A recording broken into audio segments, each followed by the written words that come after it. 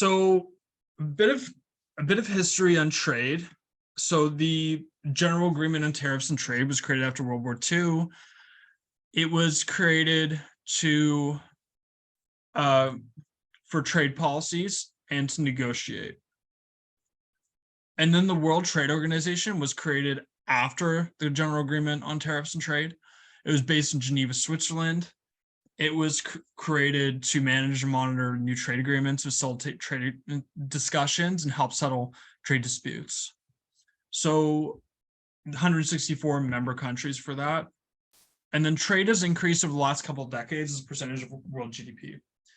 So a lot of it has to do with getting rid of trade barriers. So reducing tariffs is a big reason why we have more trade. So reducing import taxes is one of the reasons why we have more trade. And that's why governments across the world try to reduce import taxes as much as possible. And tariffs are import taxes. So reducing import taxes is one of the key drivers of trade. So reducing import taxes is one of the key drivers of trade. So that's one of the key drivers of trade.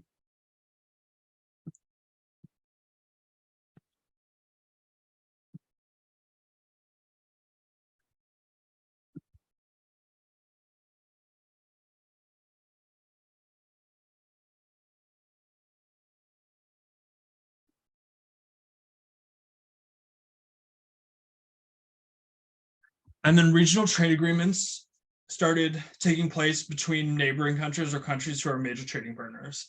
So they were very important to allowing for faster agreements to be reached without going through World Trade Organization. So it's a way for the government to make money, and they protect an economy from foreign competition. So they do this to import tariffs are good to protect competition. So import tariffs are a good way to protect companies inside of Canada from foreign competition. So the Canadian banks, Canadian Dairy, Canadian Telecom, all benefit from import tariffs. They have reduced competition from foreign companies due to government actions. And they have benefited from this at a very high level. So this import tariffs really benefit a lot of companies, and that's why governments put them out. That's one of the reasons why.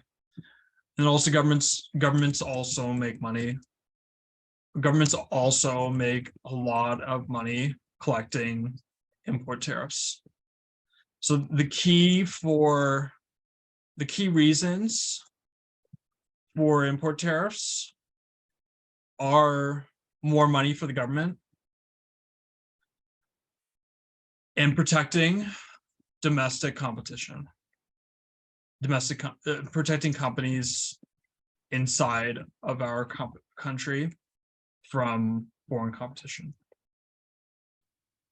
So that's why they do it. So there's two types of tariffs in this case. So specific, set amount per unit, regardless of value of the unit being imported. So cars, $10 per car, regardless of value. Ad valorem, percentage of the value of the car being imported. So 10% of value of car. So specific tariffs are a dollar value per unit. Ad valorem is a percentage value per unit. So on tariffs, do they usually retaliate with each other? Yes. So good question. So that they use it to retaliate on each other. So there were a lot of tariffs on So like they've done this a lot in terms of retaliating. They've done this on lumber in so and what is the impact if one country does not retaliate? So if one country places import taxes on another country, they will protect their own companies. But if the other country does not retaliate, then so I'll just bring up a diagram here to explain. So here, let's say Canada, US. So there's this thing called supply management, and that means there are import tariffs on US dairy products. There are Canadian import tariffs on US dairy products to protect Canadian dairy producers. So in that case, Canada produces dairy products at a high price. US, mainly Wisconsin, produces dairy products at a low price. So what happens is that Canadian government, through supply management,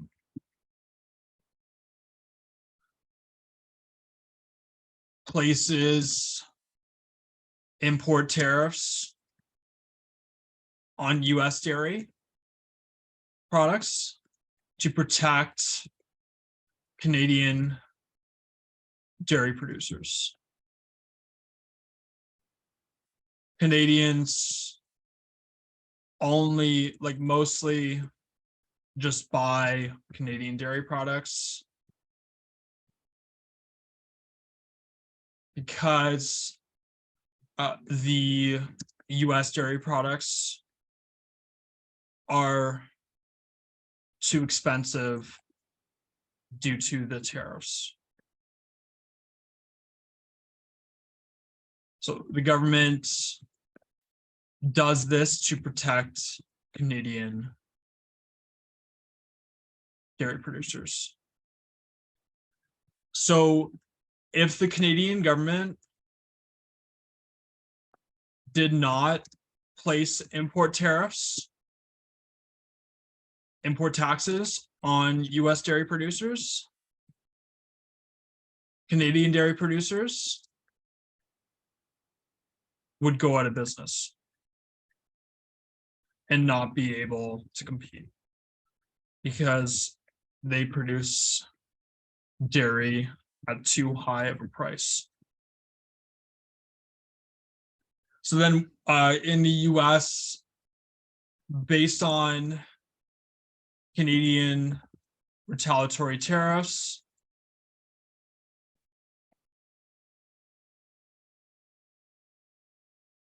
based on Canadian import taxes, US dairy cannot sell their products in Canada competitively. So the US does not, like the US does not retaliate consistently with import taxes on Canadian dairy. Probably because Canadian dairy is not competitively priced, and no US consumer would buy it because it is already too expensive. They would just buy US dairy. Yeah, so they would usually retaliate if, let's say, the prices of Canadian products are competitive enough to enter US. Okay, I got it. Yes, yeah, exactly. You got it. That was great. That was great. So they only retaliate with import taxes when foreign competition is going to run your country's competition out of business. So like they only retaliate if the foreign competition is going to bankrupt your country's competition. So yeah, Florbell got that right on the nose there. That was great. So that was yeah, that's how trade works in terms of retaliatory tariffs. And supply management is the prime example of that because it's a system. Supply management is always happening. It's like it's one of those things that the government will not get rid of. It's a very integral program to the Canadian government, and it protects dairy farmers in Canada. And without it, we wouldn't have Canadian dairy. So if we didn't have supply management, we wouldn't have Canadian dairy. We would have to just, yeah, the Canadian dairy industry would not exist. Yeah. So I'll put that in the chat. So without supply management, Canadian dairy would not exist. We would just import our dairy products from Wisconsin. And Wisconsin is a state near in the US near Canada. So that's why we have supply management. Yeah. So yeah, good question on that. That was great.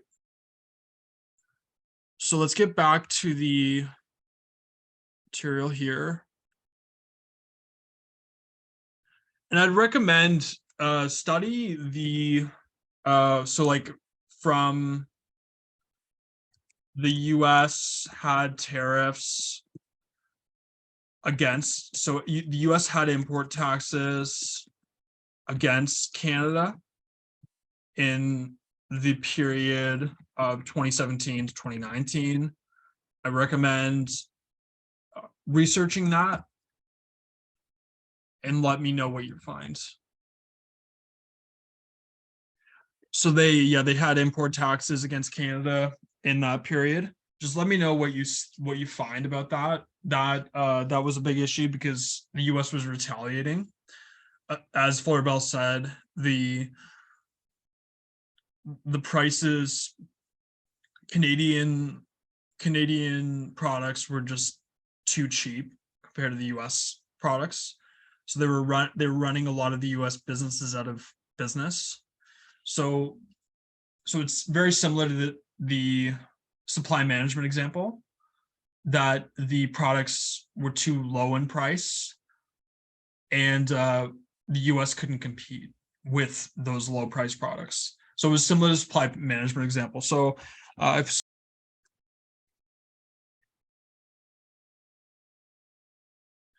yeah, to fill in some shortage on demand, that's great, Florbell. Yeah, fill in some shortage of demand. Yeah, that's great. Production are immobile. Oh, can you say that again? Factors of production are immobile. So there may be resources available in one country. It may not be available in another country. Like, say for instance, labor. That's a good point. That's a good point. Yeah, some sources of production may not be available in one country, so they have to trade with another to get those resources. So that's a good point, Rahul. That's great.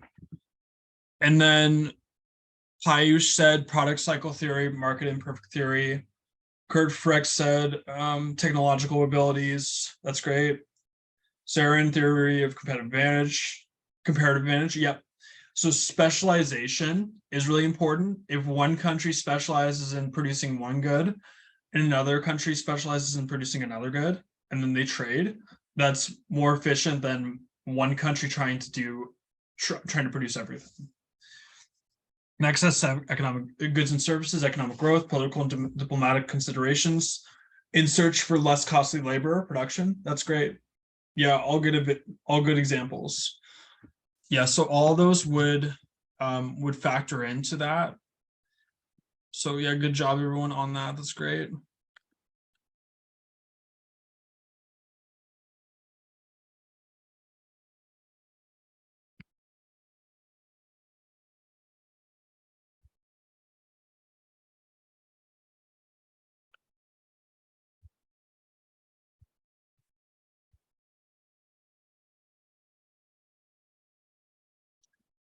So yeah, difference in technology. Somebody brought that up. So countries differ in technological abilities to turn labor, resources, capital, etc., into goods and services. That's a good answer. Differences in resources. Countries have different resources, i.e., natural resources, labor skills, farmland, etc.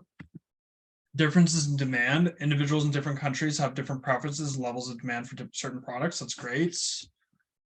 And then existence of economies of scale and production. So economies of scale is sufficient. Economies of scale, production cost per unit falls as scale production rises. And the existence of government policies. So government tax and subsidy policies are sufficient to generate advantages of production. So increase the value of their home country's currency. Yeah, that's a good point there. If you export more, so if you have more exports, your GDP will go up, and this will appreciate currency. So that's what they can do there. That's great. And then trade or not to trade, liberalization versus protectionism. So liberalization of trade is unrestricted flow of goods and services between countries. So data shows link between freer trade and economic growth, sharpens competition, and motivates innovation. Competition can change between countries and between countries that produce similar or same products. Country B may be more competitive than country A. Country A encouraged to find advantage in another industry.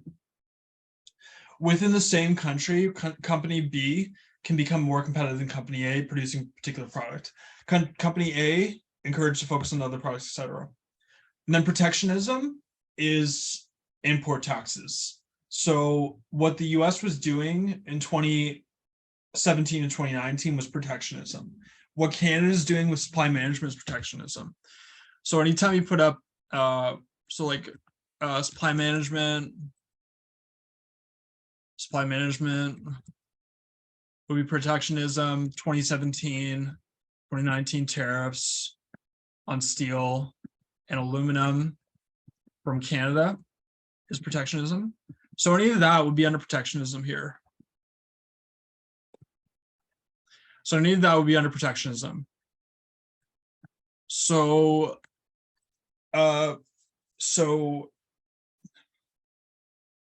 it's tempting to protect domestic producers. So they do this through supply management. And they did this through the 2017-2019 example. So they provide subsidies, makes importing process more difficult, etc. Can lead to inefficient production, outdated or lower quality products, etc. Ultimately, companies shut down as demand for undesirable products decreases, which leads to greater unemployment. If every country does this, then world markets ultimately slow down. So that's what happens. It will hurt our economy. Protectionism will hurt our economy if everyone does it. So yeah. So protectionism will hurt our whole economy if everyone does it.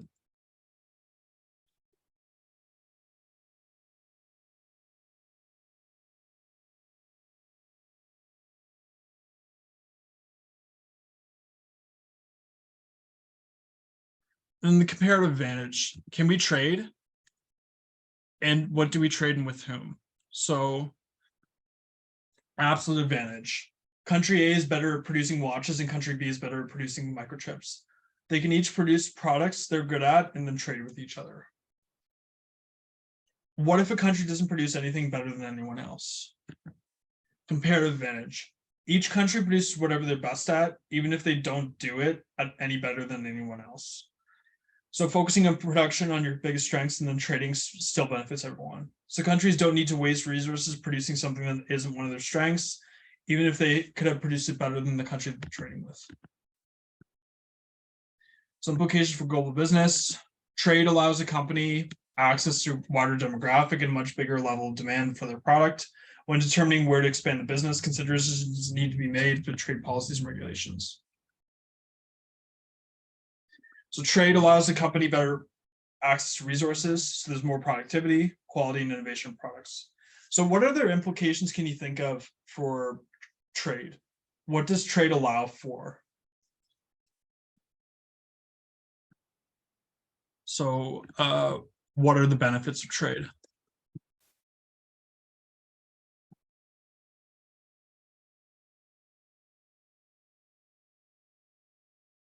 Can you think of any other examples why trade is important?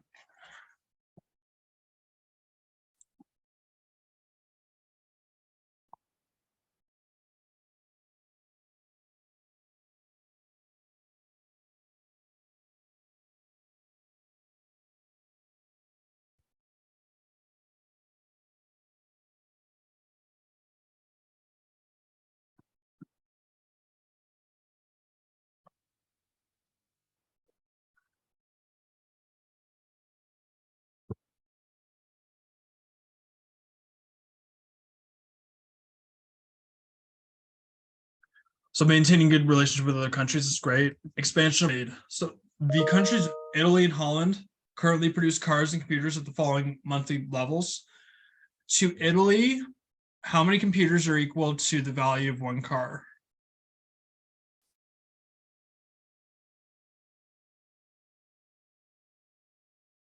So what you do for this, yes, so she's got 5. That's great. Great job. 5. So you do 200. So you do the 200 here divided by 40. So good job. Good job. And then what's the opportunity cost of one computer?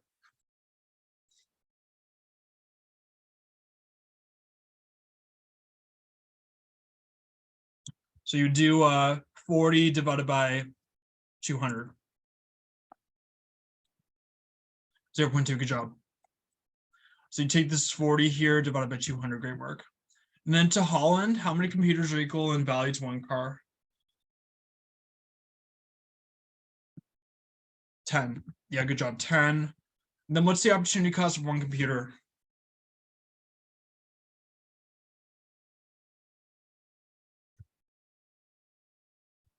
Yes, good job, 0.1 cars.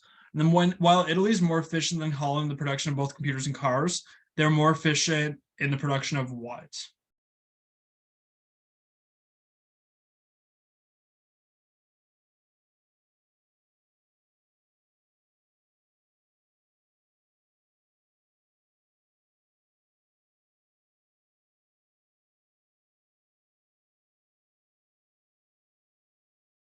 So I would say computers, because the opportunity costs of a computer in, oh wait, you're right. It would be cars, yeah. Sorry about that, cars, yeah. Because 5 computers are equal to 1 car in Italy, and 10 computers are equal to 1 car in Holland. Italy has a lower cost. 4 cars. Yeah, good job, Sanjay. That was great. And then Holland enjoys a comparative advantage in the production of what? Because it enjoys a lower opportunity cost.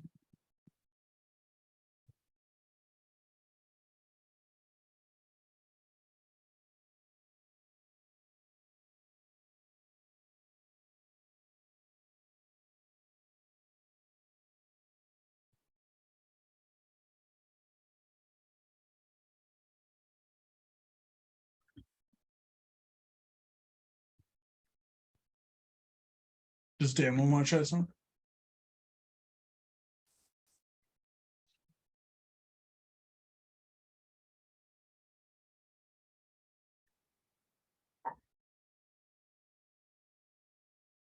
Yes, computers. Because it has a lower opportunity cost of 0.1 cars compared to 0.2 cars for Italy. That's great. And then what will be the total output if each specializes? So how much would Italy produce if they specialized in what they're good at? And how much would Holland produce if they specialize in what they're good at?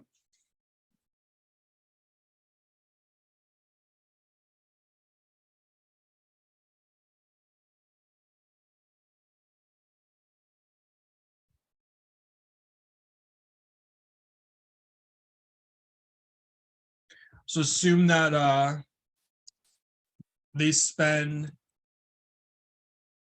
half of their time producing computers and half of their time producing cars.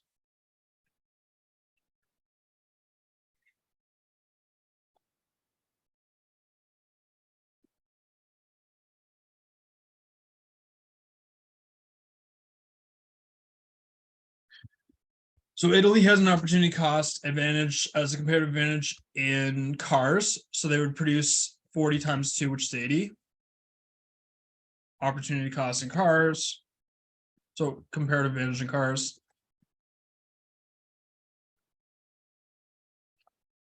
And then Holland would produce 200 computers. So 100 times 2 equals 200 comparative advantage computers. So 80 cars and 200 computers. So what would be the terms of trade that would be mutually beneficial, where each obtains others' goods for less than if they had to produce it themselves? So we don't have to worry about that one, but I'll send this over chat here.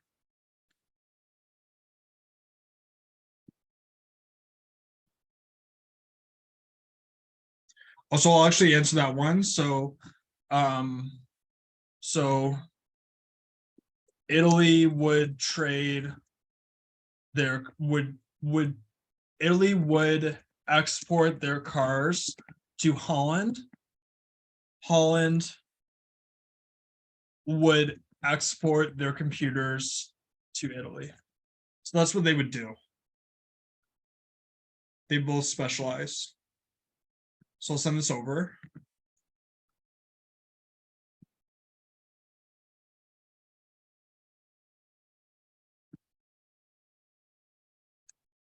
So that's what they would do. So good job, everyone, on that. That was great.